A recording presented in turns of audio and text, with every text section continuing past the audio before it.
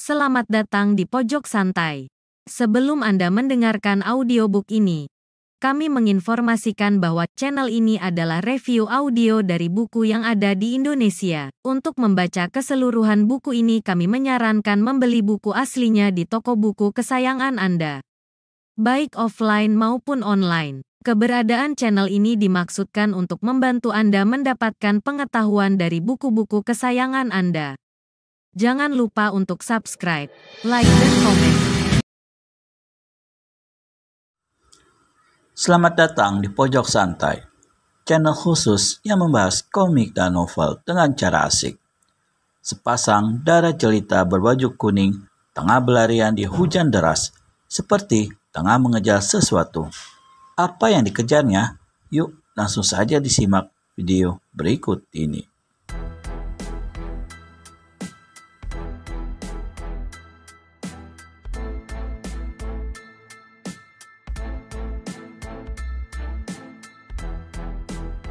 Mungkin pemuda itu telah membuka rahasia padanya.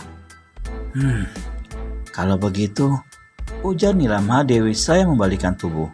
Sesaat kemudian, dia sudah berada kembali di depan pondok. Lekas bereskan dia, adikku. Aku sudah tak tahan dinginnya udara gila ini. Nila Mahadewi tak perlu disuruh 2 kali. Dia sudah tahu apa yang harus dilakukannya. Kepala orang tua yang masih menggeletak pingsan itu ditendangnya hingga rengkah. Hutan Bintaran terkenal sebagai hutan yang banyak binatang perburuannya, mulai dari kelinci sampai pada rusa-rusa muda yang amat jinak. Karena itulah adipati-adipati di Jawa Tengah dan setiap orang yang gemar berburu kerap kali melakukan perburuan di hutan tersebut. Sekali waktu, putra Adipati Muntilan bersama 2 orang pembantunya berangkat ke hutan Bintaran untuk berburu. Menjelang tengah hari, mereka telah berhasil membunuh 3 ekor kelinci, menjebak hidup-hidup seekor tupai berbulu merah. Tepat sewaktu matahari mencapai titik tertingginya, putra Adipati itu duduk melepaskan lelahnya di tepi sebuah telaga. Sejuk sekali air telaga ini, kata putra Adipati itu sambil merendamkan kedua kakinya ke dalam air telaga. Telaga apakah ini namanya, Paman? Salah seorang pembantu yang sudah agak lanjut usianya menjawab. Kalau tidak salah, ini telaga Putri Intan Dewi. Lalu dituturkannya sedikit cerita tentang sampai bagaimana telaga itu diberi nama demikian. Baru saja pembantu itu menyelesaikan ceritanya, di tepi telaga yang terletak di seberang mereka, muncullah seekor anak rusa. Binatang ini memandang kian kemari, lalu melangkah lebih dekat ke tepi telaga dan mencelupkan mulutnya ke dalam air. Cepat-cepat, Aryo Darmo, putra Adipati Muntilan itu mengambil busurnya. Ketika anak panah hendak dilepaskannya, selintas pikiran timbul dalam hatinya.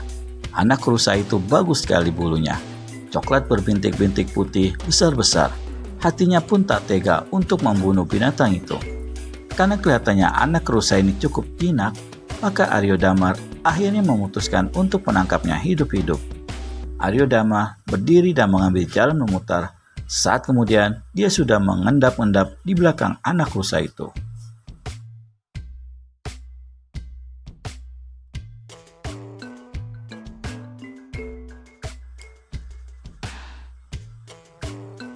Pemuda ini pernah belajar ilmu silat dari ayahnya. Karenanya dia bisa bergerak cepat. Begitulah ketika tinggal berampah langkah lagi, Aryo Darmo laksana seekor harimau melompat menerkam anak rusa itu. Tapi si anak rusa lebih cepat lagi. Dengan gesit, dia melompat ke samping hingga Aryo Darmo menangkap angin.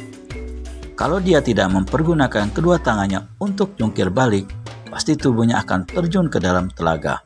Yang membuat Aryo Darmo menjadi penasaran, ialah anak rusa itu tidak lari jauh, tapi berdiri sekitar 6-7 langkah dari hadapannya, memandang kepadanya dengan mengedip-ngedipkan sepasang matanya, seolah-olah menantang putra Adipati Muntilan itu untuk menangkapnya. Untuk kedua kalinya, Aryo Darmo melompat. Hampir pemuda ini berhasil menangkap tengkuk binatang itu. Si anak rusa melompat binal dan lari ke dalam dan lari ke dekat serumpun semak belukar yang terletak 10 langkah dari si pemuda. Sialan, maki Aryo Darmo dengan kesal. Kau mau lari kemana, ha? Kau mesti dapat kutangkap hidup-hidup. Maka dikejarnya binatang itu. Demikianlah kejar mengejar terjadi hingga tanpa disadari Aryo Darmo telah berada jauh dalam rimba belantara yang lebat. Penuh lelah dan juga kesal, pemuda ini akhirnya mendudukkan dirinya di satu akar pohon. Sewaktu dia memandang ke kiri, dilihatnya anak rusa tadi berdiri pula tak berapa jauh darinya dan mengedip-ngedipkan sepasang matanya. Ini membuat hati Aryo Darmo tambah kesal. Binatang celaka. Kalau tak dapat kutangkap hidup-hidup, bangkaimu pun tak jadi apa. Lalu dicabutnya kerisnya dan dilemparkannya ke arah binatang itu. Sret! Si anak rusa yang rupanya tahu bahaya siang-siang sudah melompat berpindah tempat hingga keris yang dilemparkan luput dan menancap di sebatang pohon. Benar-benar kini Aryo Darmo menjadi naik darah. Binatang celaka, kemanapun akan ku kejar kau. Setelah mengambil kerisnya, dikejarnya kembali anak rusa itu. Dengan demikian, semakin jauhlah dia masuk ke dalam rimba belantara yang lebat. Sementara itu, tanpa setahu Aryo Darmo, dua pasang mata sejak tadi mengikuti gerak-geriknya. Di satu tempat yang agak gelap, karena rapatnya pohon-pohon dan semak belukar yang tumbuh, tiba-tiba anak rusa yang dikejar Aryo Darmo lenyap dari pemandangan. Pemuda ini menghentikan larinya dan memandang berkeliling. Kemudian didengarnya suara lengking binatang itu. Di lain kejap, pemuda ini menjadi terkejut sewaktu di hadapannya muncul dua orang darah jelita berpakaian kuning. Salah seorang dari mereka memegang anak rusa yang sejak tadi dikejar-kejarnya. Saudara, apakah kau menginginkan binatang ini? Tanya Dara yang memegang rusa. Di bibirnya terlukis sekuntum senyum. Betul, jawab Aryo Darmo. Lalu tanyanya, kalian berdua siapa? Kenapa berada di dalam rimba belantara begini rupa? Aku Nila Maharani dan ini adikku, Nila Mahadewi. Jawab sang Dara masih dengan senyumnya yang memikat. Kalau kami berikan anak rusa ini padamu, sebagai gantinya, kau mau memberikan apa? Kau baik sekali saudari. Beritahu di mana rumahmu. Kelak akan kusuruh orang-orangku untuk mengatakan baju-baju bagus dan perhiasan-perhiasan indah kepada kalian berdua. Kalian ini kakak beradik bukan?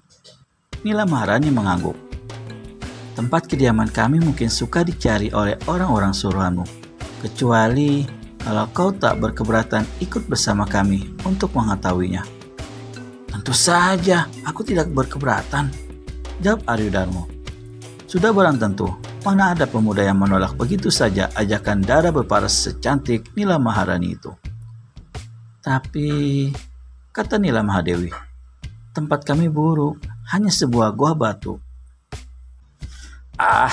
Itu bukan soal, sahut Aryo Darmo.